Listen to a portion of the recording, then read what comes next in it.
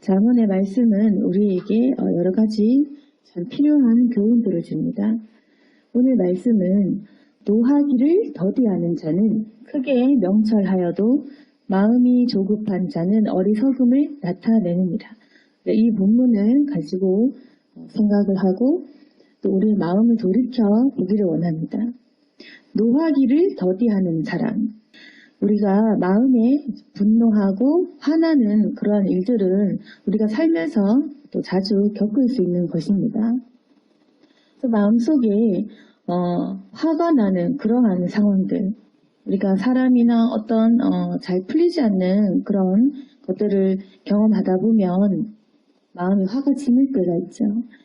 그런데 특별히 우리가 사실 분노는 어떻게 보면 자연스러운 그런 감정입니다. 화나는 상황에서 화를 내지 않는 것이 더 어색하고 또 그러한 사람은 없을 것입니다.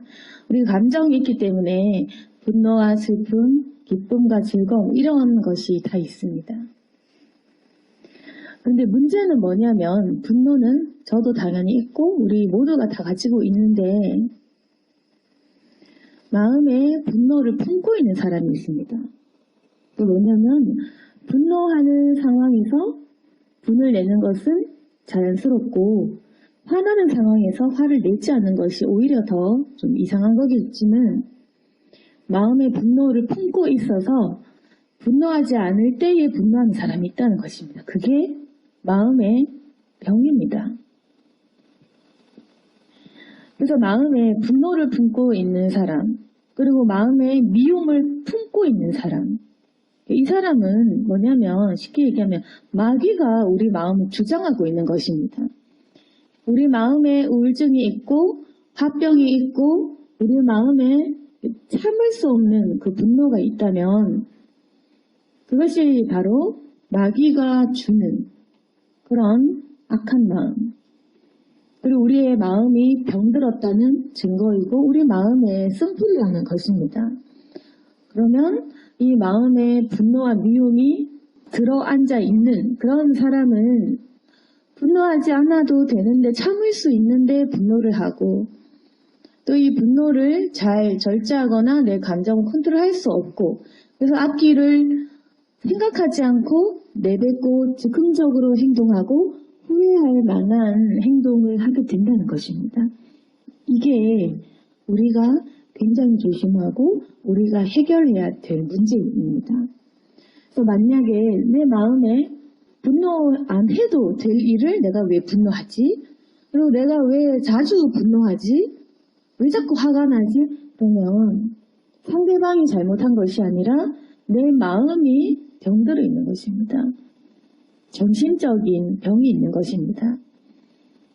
근데 우리가 만약에 내 마음에 병이 있다. 이걸 부끄러워하고 인지하지 못한다면 문제를 해결할 수가 없습니다. 만약에 나와 가까운 사람이 너 문제가 있구나 하면 듣기 싫겠지만 그 말이 맞을 때가 있을 것입니다. 그래서 우리가 자주 화가 나고 그 감정을 컨트롤할 수가 없고 좀 참을 수 있는 상황인데도 계속 분노가 된다면 벌써 이 내 마음에 분노가 자리 잡아서 모든 이 나의 감정과 내 생각을 분노가 주장하고 있다. 그렇게 우리가 깨달아야 된다는 것입니다. 깨달으면 내적인 그 마음을 다스릴 수가 있습니다.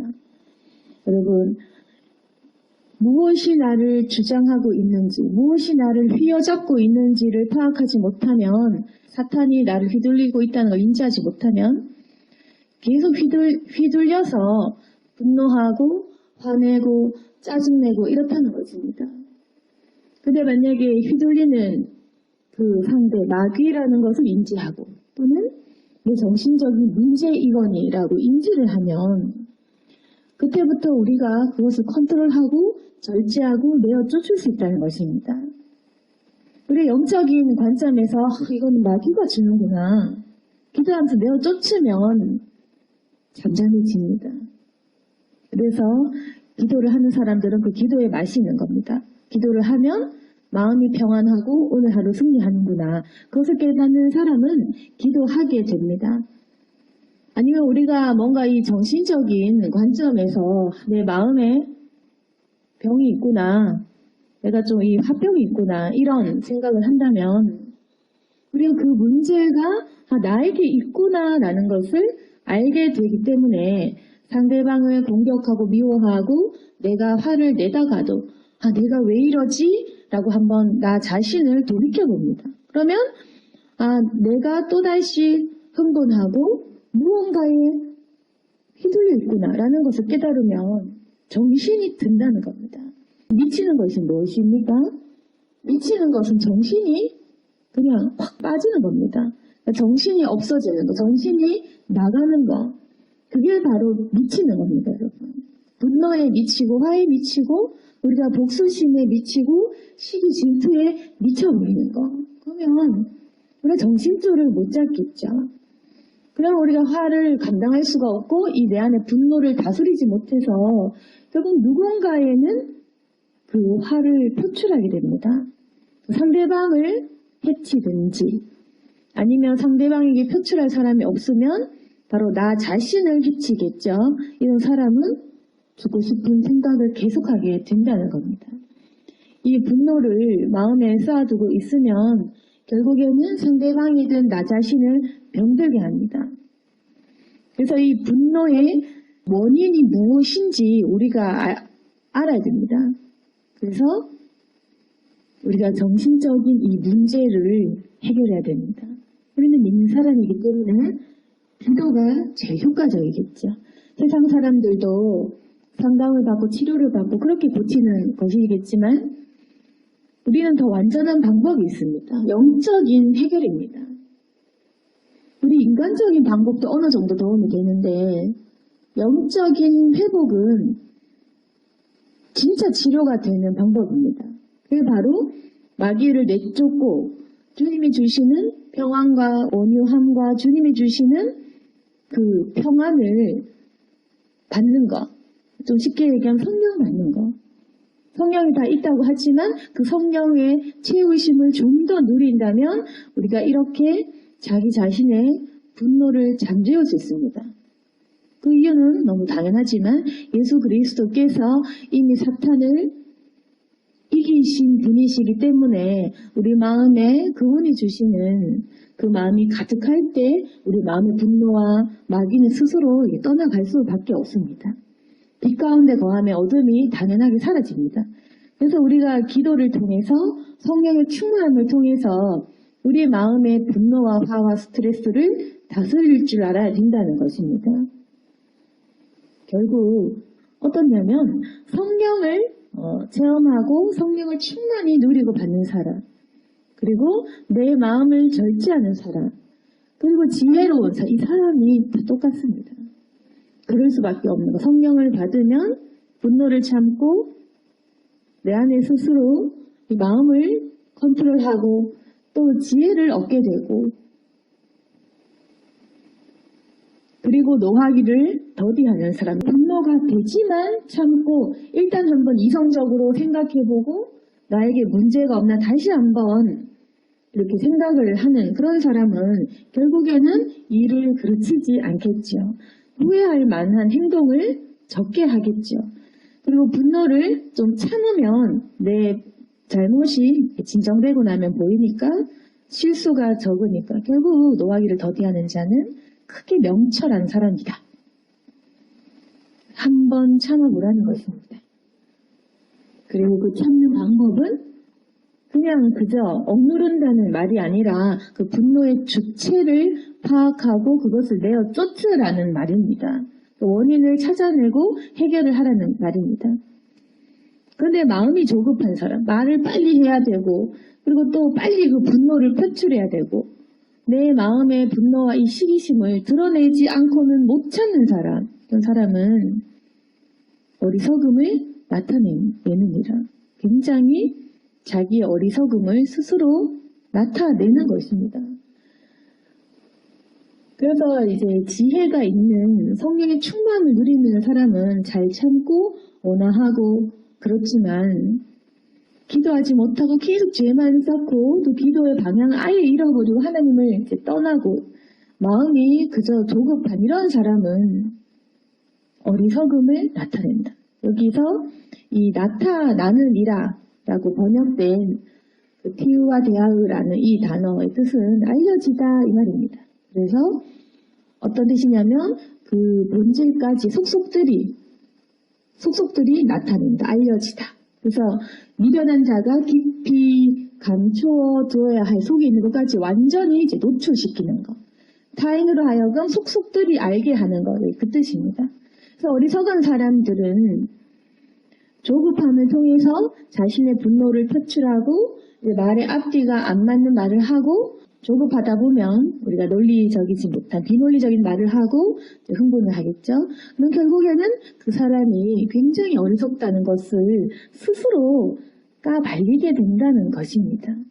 그래서 조급한 사람, 기다리지 않고 타인의 생각을 경청하지 않고 그 타인이 말하는 핵심을 깨닫지 못하고 그 사람이 왜 그런 말을 하는지 정확하게 파악하지 못하고 기다리지 못하는 사람은 결국에는 자신의 어리석음을 노출시킨다는 것입니다. 못 참고 화내고 분노하고 시기하고 다른 사람의 말을 결국 끝까지 못 듣는 것입니다. 그래서 엉뚱한 말을 하게 된다는 겁니다. 우리가 하나님의 말씀을 듣는 것도 우리가 적당하게만 알면 시험될 수 있습니다. 다 모르기 때문에 우리가 오해하고 주님의 뜻을 잠잠하게 기다리지 못하면 하나님께서 나를 벌하시는 거 여기서 멈추고 우리가 잘못되게 생각할 수가 있습니다. 복음도 마찬가지입니다. 예수님 믿는데 더 죄책감만 생겼다라고 잘못 생각하는 사람도 있습니다.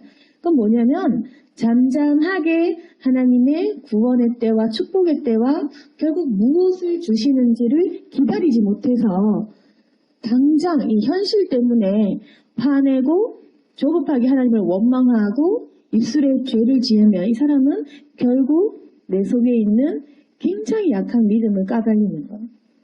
계속해서 입술로 어떻게 보면 하나님 믿지 않습니다. 예수님이 실수인데 이렇게 고백하는 것밖에 되지 않는다는 것입니다.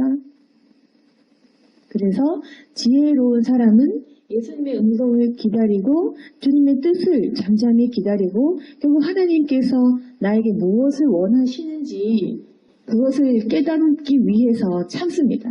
사실 우리가 조급한 사람이 많습니다.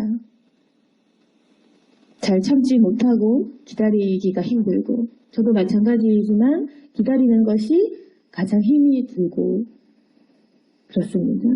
그래서 기다리는 것이 너무 싫어서 우리가 당장 내 것만 생각하느라고 마지막에 있을 결국에 저 끝에 있을 진정한 상급을 놓쳐버린다면 너무 어리석은 것이 되지 않겠습니까? 우리 조급함은 자꾸만 세상을 향해 보게 합니다. 세상을 보고 조급해서 하나님 이렇게 내 것 다 챙기지 않으면 나중에 제가 손해보면 어떡하나요? 지금 당장에 제가 이걸 해결하지 않으면 당장에 제가 이걸 하지 않으면 안 되는데요. 이렇게 하다 보면 아무래도 눈에 보이지 않는 것들과 그 영원한 것들 향후에 있을 미래에 있을 재림에 있을 그 시기는 우리가 보지 못합니다. 그래서 성령의 능력을 받지 않으면 우리 육신의 조급한 생각을 버릴 수가 없기 때문에 기도해야 된다는 것입니다. 그래서 우리가 특별히 마음에 분노와 이런 여러 가지 화와 이런 상처가 있는 사람들 30절에 보시면 평온한 마음은 육신의 생명이나 시기는 뼈를 썩게 하느니라. 이 말씀을 보시면 시기하는 거, 질투하는 거 이게 뼈를 썩게 한다. 이 표현을 보십시오. 뼈를 썩게 한다. 가장 중요한 뼈를 썩게 하는 아주 우리 마음에 병들게 하는 것 중에서도 뼈를 썩게 하는 건 뭡니까? 답이 없겠죠. 굉장히 최악의 병이겠죠.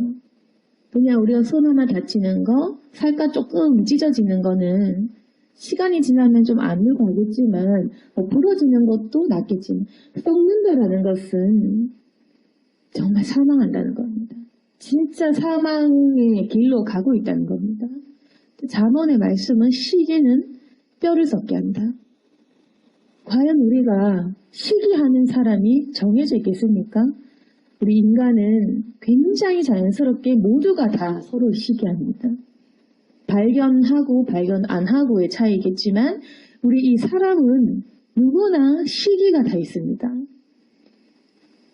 사실 우리의 이런 조급한 마음, 분노, 스트레스 이런 거에 모든 이 원인을 철저히 들여다보면 티내진 않지만 전부 다 이 시기에서 열등감에서 비롯된 것입니다. 우리가 물론 너 열등감 있구나 라고 하면 기분이 나쁘겠지만 시기는 그 누구도 피해갈 수 없는 우리 인간의 본질적인 죄인데 이 시기 질투 때문에 남하고 비교하게 되는 거. 남을 시기하니까 나 자신이 못마땅하고 남을 시기하니까 공부도 더 잘해야 되고 질투가 나니까 남보다 더 앞서가야 되고 그러니까 여기서 다 우리가 잘 참지 못하고 이런 게 생기는 겁니다. 그러니까 우리의 마음의 중심적인 스트레스는 뭐냐면 질투와 시기와 이 열등감 거기서 비롯된 우울감인 것입니다. 우리가 지금 좀 잘 못 사는 것 같지만 우리가 시기하지 않을 만한 상황에 가면 우리 행복하겠죠. 지금 우리가 좀 불편하고 불안한 상황이 있지만 지금 우리가 갑자기 우리가 어디인가 다른 나라로 떠난다고 생각해 봅시다. 거기에 가서 나보다 전부 다 모두가 다 나보다 불쌍하고 나보다 몸이 아프고 나보다 가난하고 나보다 못 배우고 나보다 다 못난 그런 사람들 곁에 가면 우리가 다 가진 건 똑같지만 우리 갑자기 마음이 행복하겠죠. 아니면 마음이 좀 푸근하겠죠. 갑자기 불쌍한 마음이 들고 갑자기 우리가 내적으로 좀 미안하고 감사하겠죠. 인간은 그렇다는 겁니다. 내가 가진 것이 변화되지 않아도 내가 처한 상황에 따라서 나 자신을 평가하는 것이 사람인 것입니다. 그래서 우리는 우리 자신을 잘 평가 못합니다. 우리는 나보다 잘난 사람들 앞에 가면 갑자기 내가 무지해 보이고 열등해 보이고 또 갑자기 나보다 좀 불쌍하고 약한 사람들 앞에 가면 갑자기 내가 잘나 보이고 강해 보이고 이렇게 눈으로 보이는 것을 비교하기 때문에 하나님이 나를 보는 관점을 모른다는 것입니다. 인간 하나하나의 각각의 가치를 잘 못 매긴다는 겁니다. 다시 말해서 나 자신의 가치를 우리가 잘 모르고 있다는 것입니다. 모두가 다 시기하고 질투하고 비교하고 열등감을 다 갖고 있기 때문에 부자들도 이거 피할 수가 없습니다. 연예인들도 피할 수 없습니다. 잘난 사람들도 자살하는 걸 보면 그렇다는 말이겠죠. 이 시기 질투와 이 우울감은 그 누구도 피할 수 없습니다. 그러니까 왜 그러냐? 나 자신을 파악하지 못하고 내 가치를 온전히 매기지 못하기 때문입니다. 나 가치를 난 모르고 있다. 우리가 자꾸만 나의 이 가치와 나의 이 몸값 이것을 다른 사람들과 경쟁하며 매기고 또 사회적으로 그런 가치관에 우리가 점수를 매겨진 것 속에서 당연하게 이제 느끼고 거기서 우월감을 느끼거나 교만해지거나 아니면 열등감을 느끼거나 이렇게 살기 때문에 실질적인 내 가치를 매기지는 못하지만 예수님께서 정확하게 하나님께서 정확하게 매긴 값이 있습니다. 우리는 우리 자신의 값을 굉장히 낮게 여기거나 그렇게 하겠지만 이 세상을 창조하시고 부자와 가난한 사람과 건강한 사람과 약한 사람 하여튼 모든 이 피조물을 지으신 완전하신 창조주의 입장에서 우리의 값을 매기셨은 그게 바로 예수 그리스도의 목숨값과 같다 이겁니다. 그래서 주님께서 감당하시고 우리에게 매긴 우리 생명의 값은 바로 자신의 아들, 독생자 예수 그리스도의 몸값이었습니다. 우리의 값은 그 누구도 매길 수 없다. 그리고 우리의 값은 절대로 비교할 수가 없는 것이다. 그 복음을 깨달은 사람은 자기 자신의 가치를 알고 사랑하게 되는 것입니다. 그리고 비교가 사라지게 된다는 말입니다. 예수 그리스도께서 어떤 값으로 우리를 계속하시고 내 가치를 매기시고 나를 얼마나 귀한 가치로 매기셨는지를 깨닫고 이것이 심령에 새겨진 사람은 더 이상 비교하지 않고 내 생명이 값있고 나를 지으신 그 창조주 하나님을 바라보며 내 가치를 매기고 내 가치는 바로 하나님을 영화롭게 하는 데에서 나타나고 내가 하나님의 일을 하고 하나님을 기쁘게 하는 데에서 내 온전한 가치가 점점 더 상승된 이 느낌으로 그렇게 살아가게 되는 것입니다. 그래서 그때부터는 그 어떤 사람을 보아도 시기 질투가 아니라 사랑하게 되고 품게 되는 것입니다. 여기서 회복된 사람, 자기 자신의 온전한 가치를 알고 회복된 사람은 시기 질투를 하지 않고 다른 사람을 돕고 다른 사람의 상처를 치유하고 시기 질투, 열등과 미움, 분노를 하는 그 사람들의 마음을 쓰다듬어 주게 되기 때문에 우리가 달려갈 길은 바로 회복된 사람, 복음의 가치를 깨달은 사람, 예수 그리스도 인해서 우리 자신을 사랑하게 되는 사람, 그렇게 치유되어야 할 것입니다.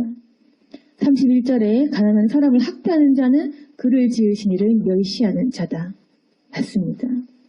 하나님께서 가난한 사람도 약한 사람도 좀 못한 사람도 다 지으셨습니다. 그런데 가난하다고 학대하고 무시한다면 바로 그 사람을 지으신 하나님을 멸시하는 것밖에 되지 않는다. 나 자신을 비난하는 것도 마찬가지입니다. 사람을 비교하고 무시하는 사람은 바로 그 사람을 지으신 하나님을 멸시하는 것과 같기 때문에 우리가 이렇게 해서는 안 된다는 것입니다. 그래서 뭔가 이 사회적으로 성공해서 다른 사람을 무시하는 그 사람은 굉장히 불쌍한 사람입니다. 어리석은 사람입니다. 그렇지만 궁핍한 사람을 불쌍히 여기는 사람, 우리가 보기에는 자기 앞가림이나 잘하지, 사람이 저렇게 착해 빠져서 어떡하나, 순진하구나 이렇게 얘기하겠죠. 자기보다 더 불쌍한 사람을 돕고 자기도 부자가 아닌데 더 가난한 사람도 돕고 이런 사람들 보면 우리는 저렇게 해서 어떡하나, 참 불쌍하다, 저렇게 살아도 될 일이 아닌데 이렇게 생각하겠지만 그 사람은 주님을 공경하는 사람입니다. 이 사람은 32절에 의인은 그의 죽음에도 소망이 있느니라. 이 구절이 바로 정말 이 인과 응보, 하나님께서 결론적으로 우리에게 심판날에도 보여주실 것인데 그게 뭐냐면 악인은 환난에 엎드려지고 의인은 그의 죽음에도 불구하고 소망이 있는 것입니다.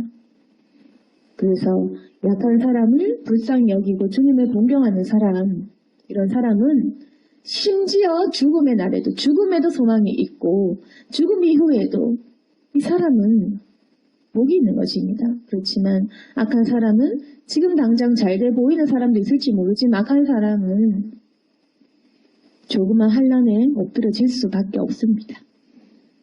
이것은 영적인 것이고 영원한 것이고 하나님께서 세워주신 그 질서 아래에 반드시 이것은 나타나게 될 수밖에 없습니다. 33절에 지혜는 명철한 자의 마음에 머물거니와 미련한 자의 속에 있는 것은 나타나느니라.